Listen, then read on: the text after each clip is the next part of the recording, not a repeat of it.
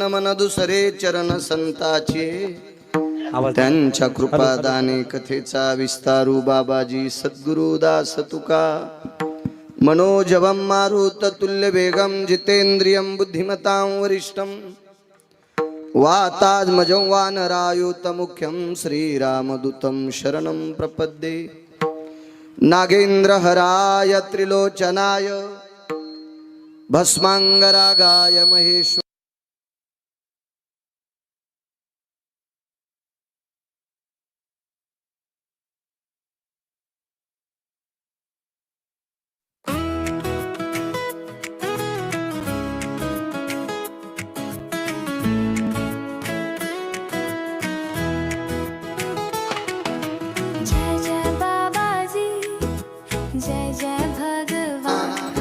तया श्रोत्याची आचरणी जाणा साष्टांग नमन करीत असो वाद्ये भूषित पावन ती प्रत्यक्षामरेंद्रा समान तयाची आचरणी जाण साष्टांग नमन करीत असो आता गान गंधर्व देवता कोकिळ कंठस्वर आराका जी कीर्तनी वैवासित लोका तयाची आचरणी नमन गा मज दिसत असो परम विख्यातू जो जान ब्रह्मयाचा सुतो नारद जान नाम तितिक्षु तयाची आचरणी नमन गा जेने धर्म जितविलाची बळी तो संभाजी जान नवाळी कावतरला जयाची आकुळी तया छत्रपतीची आचरण कमळी साष्टांग नमन करीत सो विठ्ठल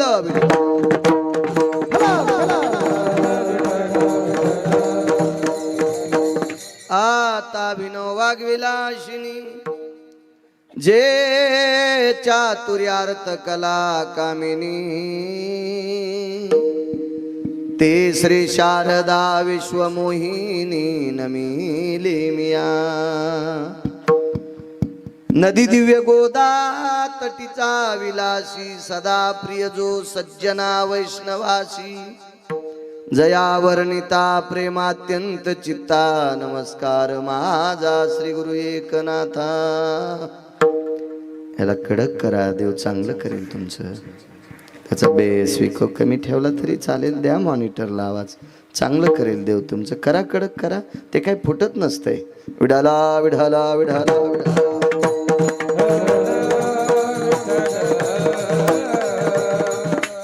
काय सांगू आता संताचे उपकार मज निरंतर जागविती काय द्यावे त्याशी व्हावे उतराई ठेविता हा पायी जीव थोडा प्रस्तुत प्राप्त प्रसंग निवडलेला अभंग विश्वमान्य विश्वभूषण विश्वाधिकार विश्वप्रिय चिन्मय स्वरूप असणारी अधिकार संपन्न साधू श्रीमंत श्री जगद्गुरु तुकोबराय यांचा प्राप्त प्रसंगी निवडलेला अभंग विठाला प्राप्त प्रसंगी निवडलेला अभंग माझ्या देहूतल्या मालकांचा आहे नाहीत वाढवणार ते प्राप्त प्रसंगी निवडलेला अभंग माझ्या देहूतल्या मालकांचा आहे मालक या अभंगाद्वारे संतांचे उपकार प्रतिपादित करतात या विश्वात सर्वात मोठे उपकार कोणाचे असतील तर ती संतांची आहेत नाना प्रकारच्या उपकार करणाऱ्यांची व्याधी असेल पण संतांच्या उपकाराच्या बरोबरीचे उपकार आतापर्यंत विश्व निर्माण झालं त्यावेळेला कोणापासून कोणाचेच नाहीत विठाला विठाला विठाला विठाला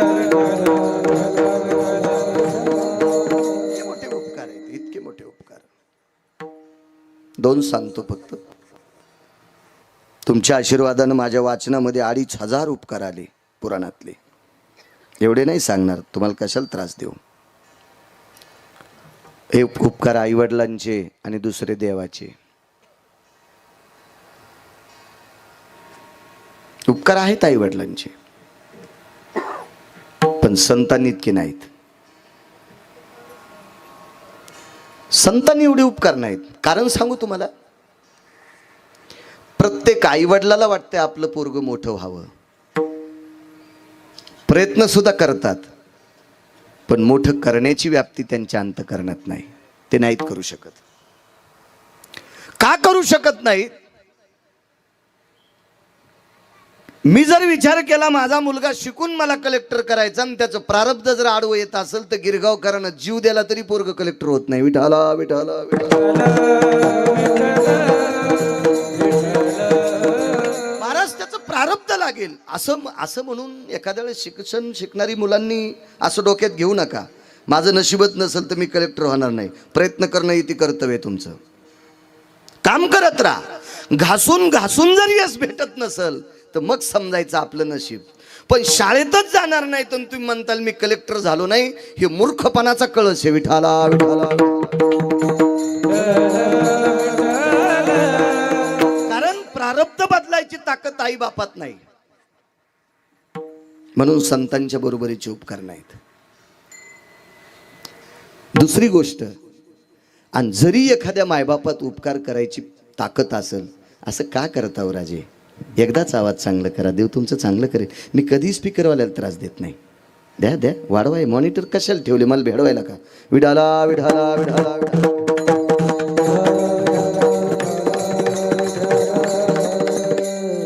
जरी एखाद्या आई वडिलांचे उपकार करण्याची क्षमता असेल पण ते करत नाहीत. का करत नाहीत सांगू का? तुमच्यावर कशाला दगड टाकू? मी माझ्यावर सांगतो, मी संसारिक आहे, मला एक मुलगा आहे. एखाद्या गरीबाचं पोरग जर माझ्या जाऊ द्या, जे असेल ते राहू द्या, आता म्हणणार नाही तुम्हाला. एखाद्या गरीबाचं लेकरू जर माझ्याकडे आलं, गरीबाचं, त्यानं जर मला पैसे मागितले तर मी त्याला एकच विचारीन, तुला कशाला पैसे पाहिजे? काही नाही, मला पुस्तकं घ्यायचे.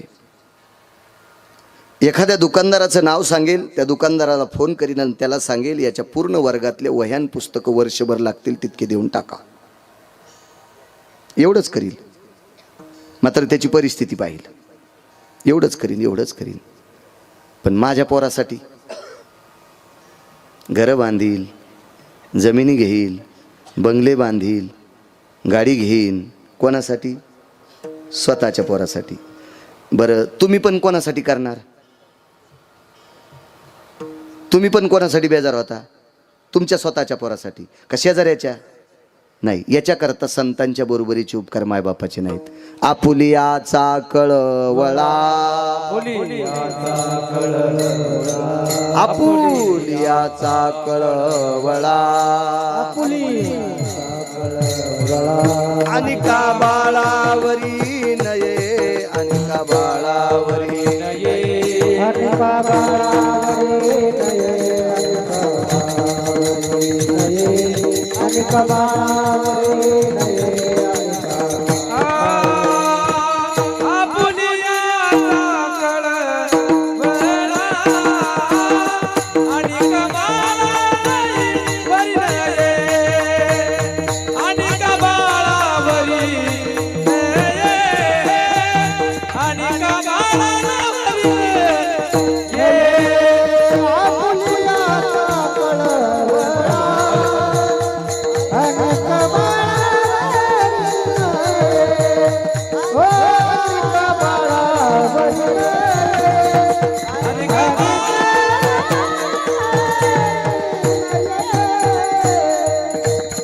जरी उपकार करण्याची क्षमता असेल तर स्वतःच्या लेकरावर आपण उपकार करतो, दुसऱ्याच्या लेकरावर करत नाहीत. म्हणून संतांच्या बरोबरीचे उपकार मायबापाचे नाहीत. पहा, पंढरपुरातल्या मालकाकडं आणि काशीतल्या मालकाकडं. माझ्या वाचनात दोनच देव आहेत, एक काशीतला मालक आणि एक पंढरपुरातला मालक. बाकीची देवता आहेत पण सगळ्यात देवता ह्या दोघांच्या भोवताल फिरत्यात. त्याच्यामुळे मी दोनच मानितो, विठाला विठाला विठाला.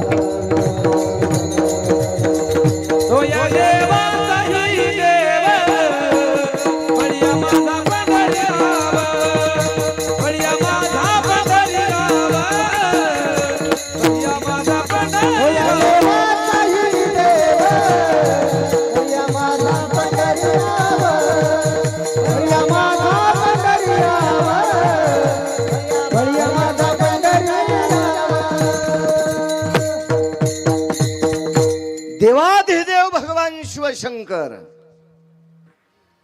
आणि देवाधिदेव विटेवरचे मालक, ह्या दोघांचे उपकार बघा ना.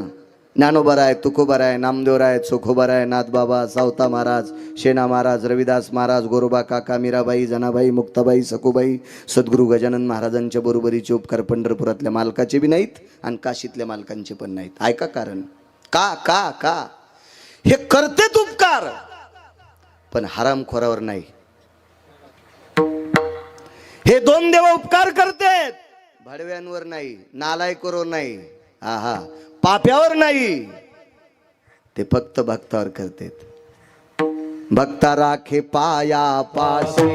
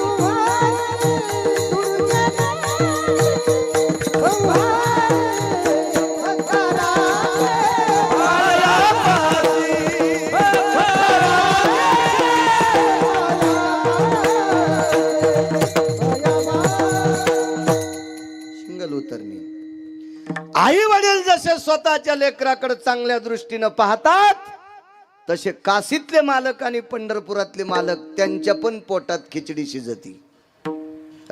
ते बेकार चोटाकडे पाहत नाहीत, ते हरामखोराकडे पाहत नाहीत, ते धर्मद्वेषाकडे पाहत नाहीत, ते देशद्रोषाकडे पाहत नाहीत, ते भडव्यांकडे पाहत नाहीत, ते फक्त सात्विकाकडे पाहतात.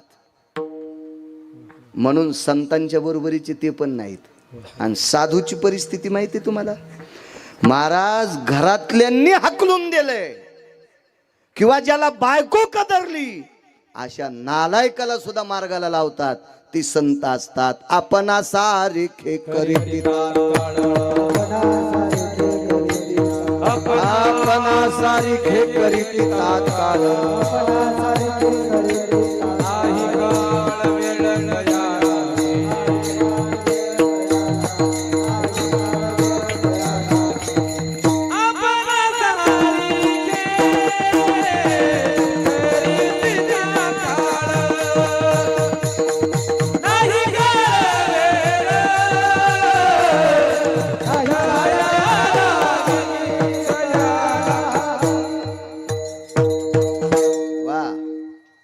लक्षात आलं तुमच्या. मायबाप उपकार करतात फक्त स्वतःच्या लेकरावर, दुसऱ्यावर नाही. देव उपकार करतो फक्त त्याच्या भक्तावर, दुष्टावर, नालायकावर नाही. पण संत कोणावरही उपकार करतात. म्हणून हे संतांचे उपकार इतके मोठे आहेत की त्या उपकाराची सीमा नाही. तुम्ही आशीर्वाद देत राहा. 4-2 उपकार संतांचे तुमच्या पुढे मांडण्याचा प्रयत्न करतो. आशीर्वाद द्या. नित्याप्रमाणे चालत असलेला हा ज्ञानदान, अन्नदान आणि नामस्मरणाचा सोहळा सद्गुरू समाधीधन योगीराज समर्थ सद्गुरू गजानन महाराज यांचा जन्मोत्सव सोहळा, प्रगट दिन सोहळा, या सोहळ्यानिमित्त चालत असलेला हा अन्नदानाचा यज्ञ आणि नामस्मरणाचा यज्ञ. ज्ञानदानाच्या बाबतीत मी बोलणार नाही, कारण मीच अज्ञानी आहे, तर मी ज्ञानाच्या बाबतीत काय सांगू. येड्या बाळ्यातला 1 नंबरचा येडा बाळू मी, आणि मी तुम्हाला ज्ञानाच्या गप्पा काय सांगू. तर भजन सांगेल. भजन भजन सप्तामध्ये विनावभा आहे, म्हणजे रामकृष्ण हरीचं भजन आहे आणि अन्नदान आहे. या 2 प्रभावशाली यज्ञामध्ये मला ज्ञानोबाराय तुकोबारायचं भजन करण्यासाठी तुम्ही नवघरे पांगरीकर ग्रामस्थांनी मला संधी दिली. आणि एका पवित्र साधूच्या प्रगट सोहळ्यामध्ये, जन्मोत्सव सोहळ्यामध्ये मला एका पवित्र स्थळी ज्ञानोबाराय तुकोबारायच्या नामाचा उच्चार करण्याची संधी तुम्ही दिली. म्हणून नवघरे पांगरीतील जेवढ्या आडनावाची माणसं असतील त्या सगळ्यांना कोटी कोटी धन्यवाद. विठाला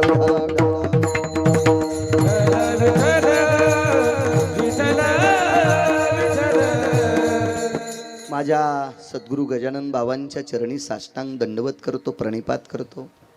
फार मोठे उपकार आहेत महाराज. महाराज ज्ञानोबाराय तुकोबारायच्या नंतर जर वारकरी संप्रदाय, ज्ञानोबाराय तुकोबारायच्या नंतर वारकरी संप्रदायाचं काम समाधीतून कोणी चालवित असेल तर ते श्री गुरु गजानन महाराज चालवतात. श्री गुरु गजानन महाराज पाहायला भेटतंय मला.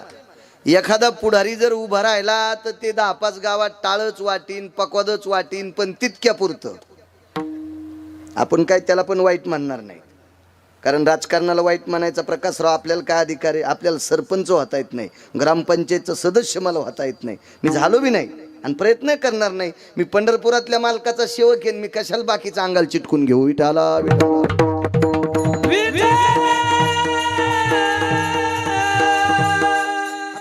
राजकारण्याला नाव सुद्धा ठेवू शकत नाहीत, पण काही वेळापुरता तो बिचारा टाळ वाटील, मृदंग वाटील, विना वाटील, काय एखादी बस आथरायची भजनासाठी सतरंजी वाटील, याबद्दल दुमत नाही. पण ज्यावेळेस पासून संस्थांची स्थापना झाली त्यावेळेसपासून अविरत टाळ मृदंगाची महाराष्ट्रभर, महाराष्ट्राच्या बाहेरून जरी वारकरी आले तरी त्यांना भजन करण्याचं साहित्य वाटणारं पृथ्वीवर जितके देश आहेत या सर्व देशात एकमेव जर कोणतं केंद्र असेल तर ते फक्त शेगाव आहे. याच्या पलीकडे कोणते उपकार घेता महाराज? हे समाधीतनं सद्गुरू गजानन महाराजांचे नामाचा प्रचार वाढवण्याचे हे उपकार आहेत आपल्यासाठी. विठाला विठाला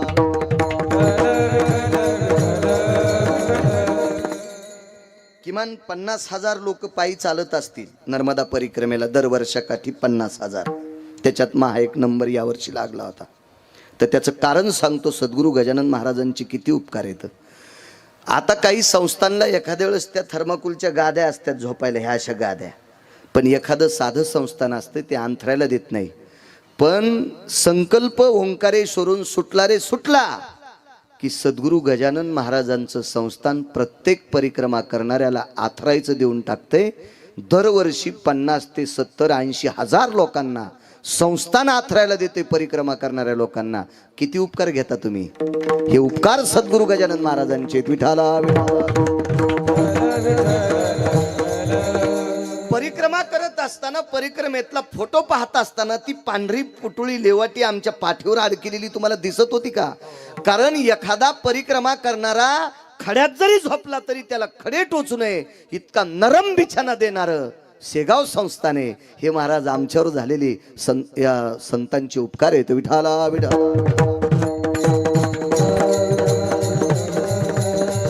अशा पवित्र संतांच्या प्रगट सोहळ्यामध्ये, जन्मोत्सव सोहळ्यामध्ये मला कीर्तन करण्याचा योग येतो. ते माझं परम भाग्य आहे. मला रोजही कीर्तन येतं. टँकरनं दारू पिली काही काय हरामखोरायनं त्याच्या पुण्यतिथीला पण मग हे कीर्तन येतं. काय करतं? काय विषय नसतो. काय मरुस तर त्याच्या पोट्ट्यान बापाला पाणी नाही दिलं, पण लोकांना दाखवण्यासाठी मग कीर्तन ठुळून बाप 2 तास वाजिला त्यानं. विठाला विठाला विठाला असे पण कीर्तन मला, पण मला नाही वाटत त्या कीर्तनात तुम्ही गायन केल्यावर तुम्हाला पुण्य भेटल. बुवा तुम्हाला पुण्य भेटल, ऐकणाऱ्याला पुण्य नाही, आम्हाला नाही, काय नाही. पाकिट मिळत असतील पण त्या पाकिटानं पण संसार खालून जळते. विठाला विठाला विठाला महाराज जिथे संतांचं अधिष्ठान आहे, जिथं योग्याचं अधिष्ठान आहे, जिथं तप्याचं अधिष्ठान आहे, जिथं सिद्धाचं अधिष्ठान आहे, तिथं केलेलं भजन, तिथं झालेली प्राप्ती तुमच्या घरासाठी पोषक ठरेल. इथं दुग्ध शर्करा योग आहे. नवघरे पांगरीमध्ये दुग्ध शर्करा योग आहे. श्री गुरु सद्गुरू गजानन महाराजांचा प्रगट उत्सव. आणि महाराज अध्यात्म काय असते? अध्यात्म काय असते? तुमच्या परिसराला दाखवणारी 2 हिरे झाले. एक वैकुंठवासी माधव महाराज मगर आणि याच गावातलं रत्न आदरणीय वैकुंठवासी समाधीधन श्री गुरु विश्राम बापू. हे या मातीनं दिलेलं रत्न आहे. या परिसराला संप्रदाय काय महाराज या 2 लोकांनी दाखवला. त्याच्यापैकी एक रत्न तुमच्या गावातले. अहो गिरगावचा बाळ्या विश्राम बापूचं वर्णन करील काही नवल नाही. गिरगावचा बाळ्या विश्राम बापूचं वर्णन करील काही नवल नाही. महाराज ज्ञान सूर्य धर्म भास्कर वैकुंठवासू वक्ते बाबा सुद्धा वर्णन करायचे. एवढा मोठा अधिकार विश्राम बापूंचा होता. आणि तुम्ही त्या गावातले माणसं आहेत आणि त्या मातीत मला भजन करण्याचा योग येतोय. हे माझं सुद्धा भाग्य आहे. विठाला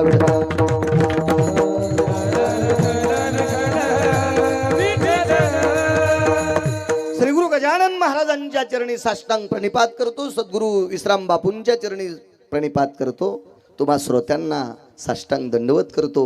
मृदंगाचार्य गुणीजन मंडळी मस्तक माझा पायावरी या वारकरी संतांच्या आज अश्विनी ट्रेडिंग कंपनीचे सर्वा प्रकाशरावजी बीडकर सुद्धा आडत दुकानदार सोबत आले. त्यांनाही धन्यवाद. पंकज सुद्धा आलेला आहे. आधी करून हरिभक्तीपरायण महाराज दत्तात्रय महाराज सुद्धा आहेत. त्यांना सुद्धा धन्यवाद प्रणाम. तुम्हा गावकऱ्यांच्या वतीनं विश्वस्तांच्या वतीनं यजमानांच्या वतीनं संस्थांच्या वतीनं माझ्याशी संपर्क करत असलेली गाई नक्षत्रातली या परिसराला लाभलेली बुलंद तोफ आदरणीय गणेशजी महाराज जटाळे गोड आवाजाची तोफ आहे. ते तारखेशी संपर्क करत होते. मला वाटते 7-7.5 महिन्यापूर्वी तारीख घेतली होती. ते लिहिण्यात मागं पुढं झालं. पण गजानन महाराजांची विश्राम बापूची कृपा बाळू महाराजाला कट नाही केलं. विठाला विठाला विठाला.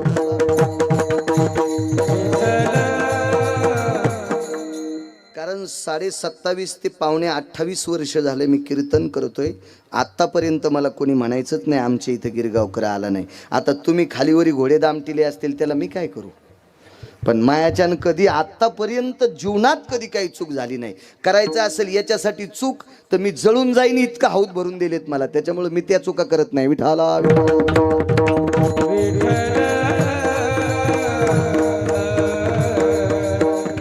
चला महाराजांची माझ्यावर कृपा आहे.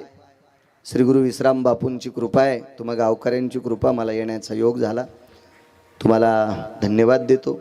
गणेश महाराज या ठिकाणी उपस्थित आहेत. त्यांनाही धन्यवाद प्रणाम. त्यांच्यासोबत चाल म्हटलेले आदरणीय भागवत महाराज आहेत. बाजूचे महाराजांचेच विद्यार्थी मला वाटते. आणि विनेकरी चोपदार आदी करून सर्वांना प्रणाम करतो. माझ्या अभंगावर येतो. इथे कोणी महात्मा असतील, योगी असतील, तपी असतील, सिद्ध असतील, अनुरागी असतील, या परिसरातल्या निष्ठावंत धर्मप्रेमी लोकांना घोडसा कपाळाची कातडी घासेपर्यंत नाकाचा शेंडा टेकेपर्यंत त्या सद्गुरूंच्या चरणी प्रणाम करतो आणि अभंगावर येतो. विठाला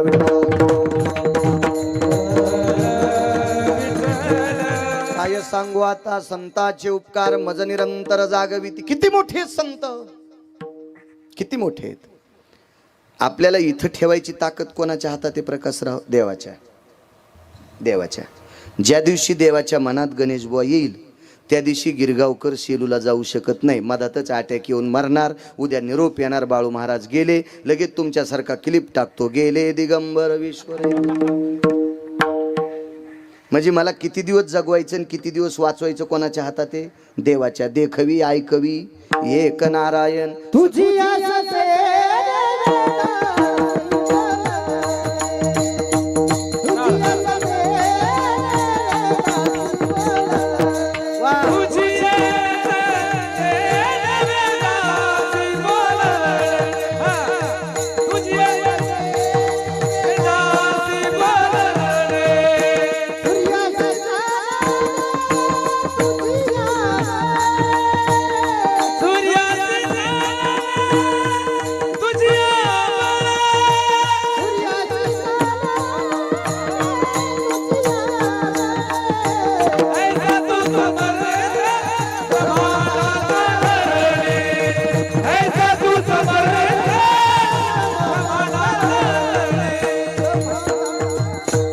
ऐसा तू समर्थ ब्रह्मांडाचा धनी. या तिही त्रिभुवनामध्ये विश्वाच्या बापासारखा जगात कोणी मोठा नाही. त्याच्यावर पण उपकार संतांचे. ऐका पुढे. श्रुती नावाची पत्रकार आली आणि देवाला ठासून प्रश्न केला. संध्याकाळी जेवायला नसलेल्या वारकऱ्याला सोन्याचं गाव कशा करता दिलं? श्रुती पत्रकार आहे. हुशार पत्रकार आहे, तात्विक पत्रकार आहे, कोणाच्या बापाला न भेणारी पत्रकार. जगात पहिली कोण असेल तर श्रुती नावाची पत्रकार. विठाला एखादी श्रुती नावाची बाई मांडतात ती नाही, हा ही पुराणातली श्रुती मानतोय मी. पुराणातली श्रुती पहिली पत्रकारित्व कोणी केलं असेल तर श्रुती. श्रुती या शब्दाचा अर्थ वेदाची कीळ, शास्त्राची कीळ, पुराणाची कीळ आणि तत्ववेत्यांची वाणी, तिला श्रुती म्हणायचं. आणि या श्रुतीनं देवाला विचारलं, देवा संक्रांतीच्या दिवशी ज्याच्या बायकोला साडी नेसायला नाही, अंगावर फाटकी साडी आहे, शरीर दिसतंय, लाज वाटती, याच्याकरता ती अंधारात देवाला वाण देऊन येते. इतक्या परिस्थितीत जीवन जगणारा वारकरी, त्याला गाव सोन्याचं दिलं आणि त्याला मसनवाटा पण सोन्याचा दिला. हे कशा करता केलं देवा? कशा करता केलं देवा? काय गरज होती तुम्हाला एवढं? ठीक आहे, तो तुमचा भक्त आहे, ते तुमचं भजन करतोय, त्याला बंगला द्या, हवेली द्या, त्याचं स्वतःचं घर सोन्याचं करा. पण त्याच्या गावातल्या गाईला पण साखळ्या सोन्याच्या,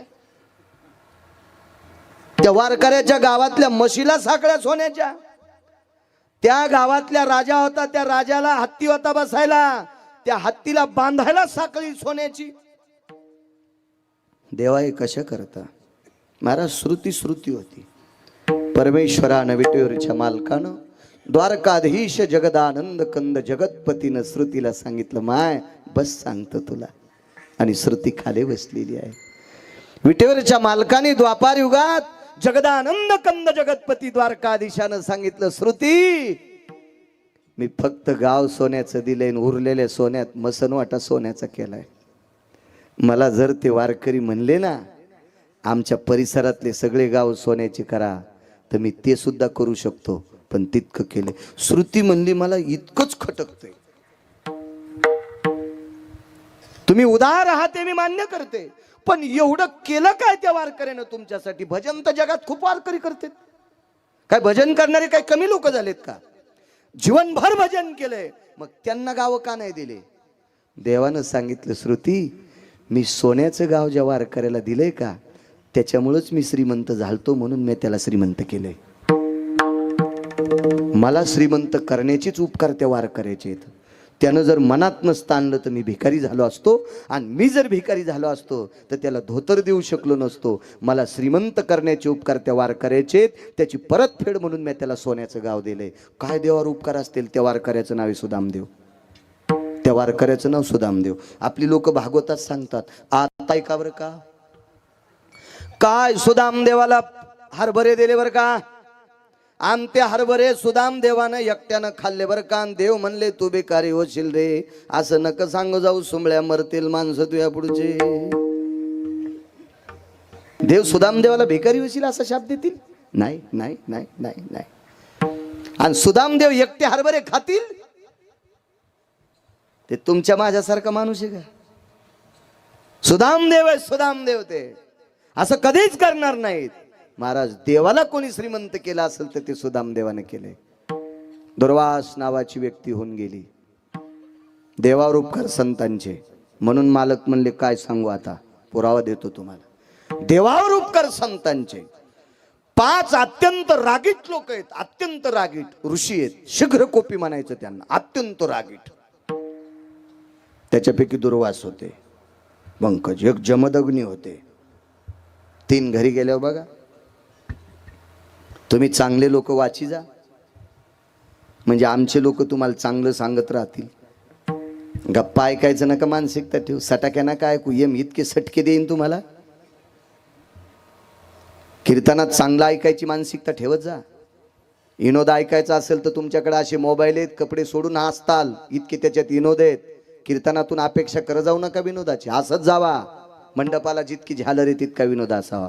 जेवणात लोणचं किती असते तितका विनोद असावा. भाजी पोळी इतका जर विनोद असेल तर त्याला कीर्तन म्हणता येत नाही, त्याला तमाशा म्हणावा लागेल. विठाला विठाला.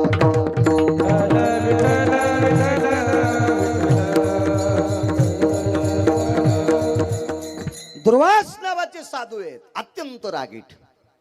भिक्षे करता एका घरी आले. किती मोठ्या विद्वानाच्या घरी भिक्षेला गेले. पृथ्वीवर जितके देश आहे त्या सर्व देशातला शिक्षण महर्षी त्या शिक्षण महर्षाचं नाव आहे महर्षी सांदीपनी. आणि सांदीपनीची तर भिक्षा मागण्यासाठी दुर्वास गेले. भिक्षां देहि मा. आईसाहेब बाहेर आल्या. करा करा कडक करा आवाज. बाहेर आल्या आईसाहेब. आणि शिक्षण महर्षाच्या पत्नीने महर्षी सांदीपनींना लोटांगण घातलं. गुरुवर्य हे माफ करा, गुरुवर्य माफ करा, तुम्हाला देण्यासाठी आमच्याकडे काही नाही. ठीक आहे माय, येतो मी. दुर्वास निघाले दुर्वास. काय सांगू आता संतांचे उपकार.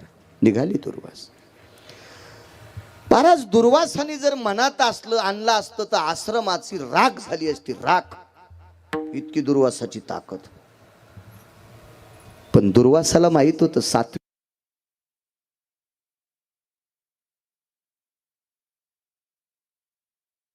होती. सांगू तुम्हाला, कारण त्या माऊलीच्या हातानं पंढरपुरातला मालक रोज 2 टाइम जेवत होता.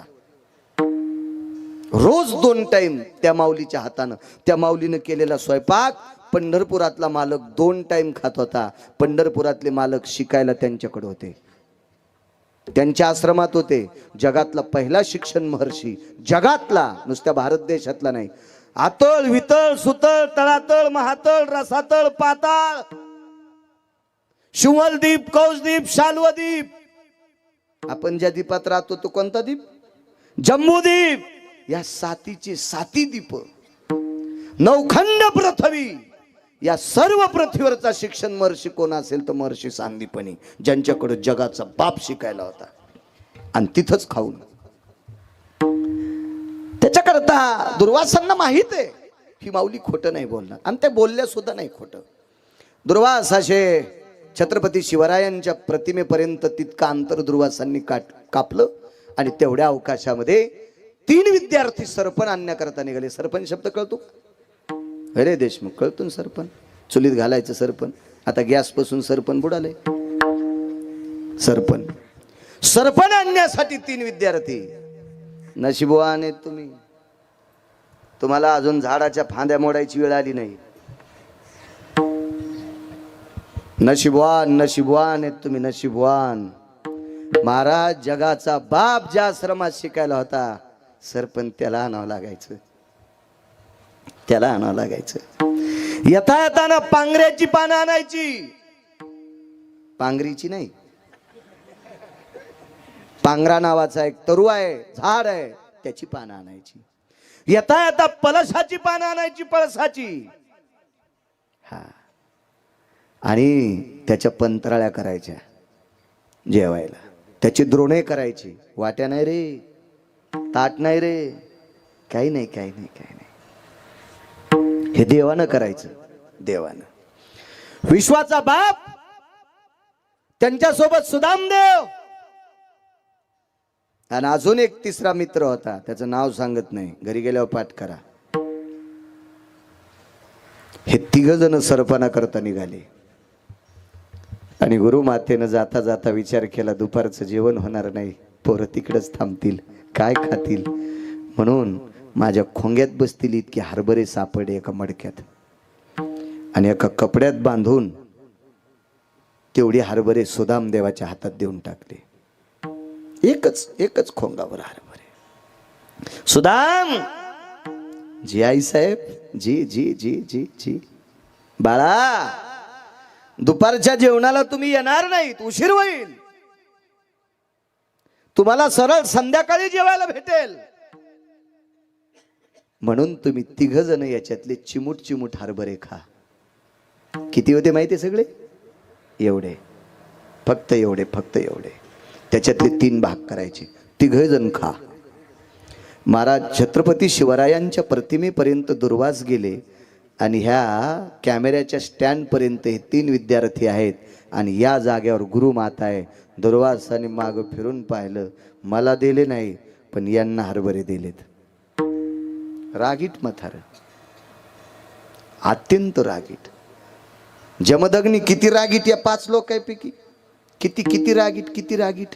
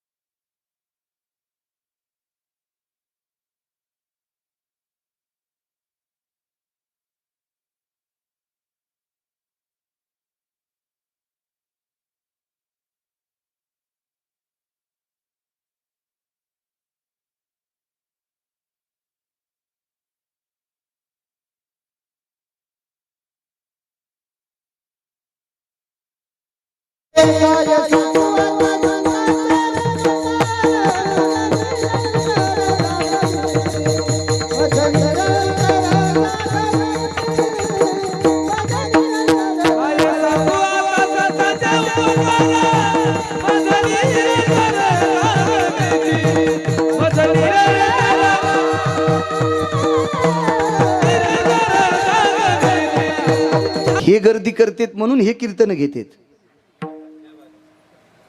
म्हणून कधी कधी पाकिट देणाऱ्यापेक्षा रस्त्यानं घराकडे जाताना कीर्तन ऐकायला येणाऱ्याला गाडी उभं करून म्हणायचं कोण्या गावचा आहेस. त्याला आनंद वाटतो. मला महाराज बोलले आनंद वाटतो. पण आपण पाकिट देणाऱ्यालाच सांभाळितो.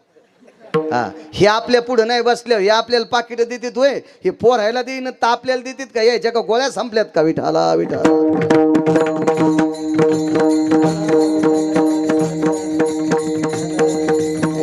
यजमानाचंही कौतुक. यजमान आहेत का आज कोणी? हेच आहेत का? कसं कळालं मला? सार्वजनिक. बर बर बर, छान. आजचे जे पंक्तीवाले आहेत त्यांना पण धन्यवाद. तुमचे यजमान आमदार साहेब. असं मी इतका जोड आहे काय? काय माणसराव, काय येडेवानी. विठाला विठाला.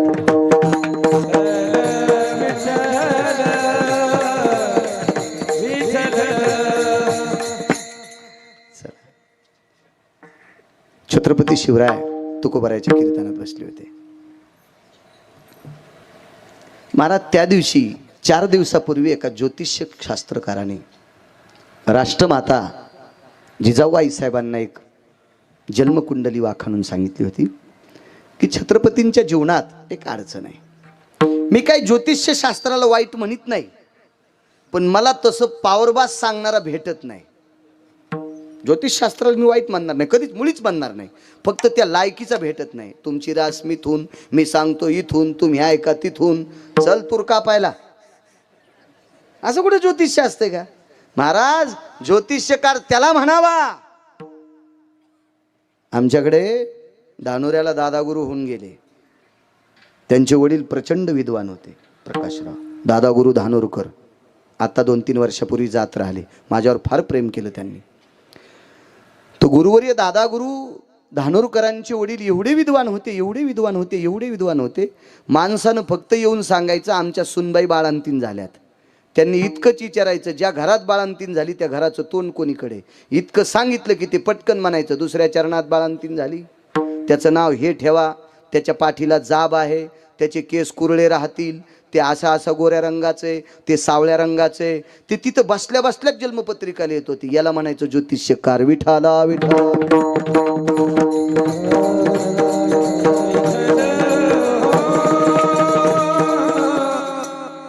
बाकी नाही. अशा एका व्यक्तीने सांगितलं, आईसाहेबांचं अंतःकरण दुखलं. रयतेचे राजा छत्रपती शिवरायांना मातोश्रीनं घडवलं. आज काय माझ्या बाळावर संकट आहे, पण योगायोनी कर्मनो गहनोगती. काय मोठ्या माणसांना देव साथी असतो. ते तुकोबारायच्या कीर्तनात बसले. आणि तुकोबारायच्या कीर्तनात बसलेलं 6 पातशाहीपैकी एका पातशाहीला कळालं. 6 पातशाही होत्या बरं का, प्रचंड धुरंधर पातशाही 6 होत्या, प्रचंड धुरंधर. त्याच्यापैकी एका पातशाहीला कळालं आणि त्या पातशाहीनं हजारो सैन्य घेऊन कीर्तनावर हल्ला.